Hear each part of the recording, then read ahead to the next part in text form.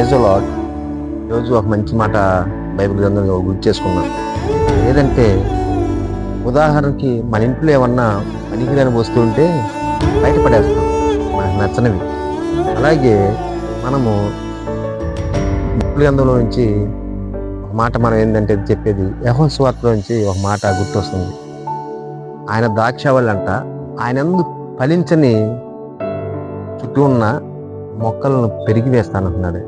ఎందుకంటే ఆయనతో ఉన్న మొక్కలు కూడా ఫలించకపోతే ఆయనకి ఎంతో కోపం వస్తుంది అనమాట. అంటే మొక్కలంటే మనమే, ద్రాక్షావళి మన తండ్రి అని అక్కడ లేఖనం తెలియపరుస్తుంది. ఎందుకంటే తండ్రికి కోపం వస్తుంది, నువ్వు ఎంతకాలం నాతో ఉంటున్నావు, ఫలించట్లేదు అంటే నువ్వు సరైన విధానం నడుచుకోవట్లా, సరైన పద్ధతులు నడుచుకోవట్లా.